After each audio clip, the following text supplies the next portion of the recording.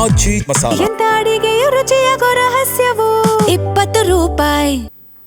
ಕರಾವಳಿ ಮತ್ತು ಮಲೆನಾಡು ಭಾಗದಲ್ಲಿ ಧಾರಾಕಾರ ಮಳೆ ಆಗಲಿದೆ ಅಂತ ಹವಾಮಾನ ಇಲಾಖೆ ಎಚ್ಚರಿಕೆ ಕೊಟ್ಟಿತ್ತು. ಅದರಂತೆ ಉತ್ತರ ಕನ್ನಡ ಜಿಲ್ಲೆಯಿಂದ ಭಾರೀ ಮಳೆಯ ಮುನ್ಸೂಚನೆ ಸಿಗ್ತಾ ಇದೆ. ಉತ್ತರ ಕನ್ನಡ ಜಿಲ್ಲೆಯಲ್ಲಿ ಇವತ್ತು ಭಾರೀ ಮಳೆ ಆಗಲಿದೆ ಅನ್ನುವಂತಹ ಮುನ್ಸೂಚನೆ. ಶಿರಸಿ, ಸಿದ್ದಾಪುರ ತಾಲೂಕಿನಲ್ಲಿ ಶಾಲೆಗಳಿಗೆ ರಜೆ ಘೋಷಣೆ ಮಾಡಲಾಗಿದೆ. ಕರಾವಳಿ ಮಲೆನಾಡಿನಲ್ಲಿ ಮಳೆಯನ್ನ ಮುಂದುವರಿಯುವ ಸಾಧ್ಯತೆ ಇದೆ ಅಂತ ಹವಾಮಾನ ಇಲಾಖೆ ಮುನ್ಸೂಚನೆ ಕೊಟ್ಟಿದೆ. ಕ್ಯಾಸಲ್ ರಾಕ್, ಬಜಾರ್, ಕುಣಂಗ್ ಘಾಟ್ ರಸ್ತೆಯಲ್ಲಿ ಜಲಪಾತ ಸೃಷ್ಟಿಯಾಗಿದ್ದು ಗೋವಾ ಸಂಪರ್ಕ ಮಾಡುವಂತಹ ಪ್ರಮುಖ ಮಾರ್ಗದಲ್ಲೇ ಸಂಚಾರ ಅಸ್ತವ್ಯಸ್ತಗೊಂಡಿದೆ. ಘಾಟ್ ರಸ್ತೆಗಳಲ್ಲಿ ಅನಗತ್ಯ ಪ್ರಯಾಣ ತಪ್ಪಿಸುವಂತೆ ಮನವಿ ಮಾಡಿಕೊಳ್ಳಲಾಗಿದೆ. ಉತ್ತರ ಕನ್ನಡ ಜಿಲ್ಲೆ ಇವತ್ತು ಭಾರೀ ಮಳೆ ಆಗಲಿದೆ ಆ ಭಾಗದಲ್ಲಿ ಅನ್ನುವಂಥ ಮುನ್ಸೂಚನೆ ಹವಾಮಾನ ಇಲಾಖೆಯಿಂದ.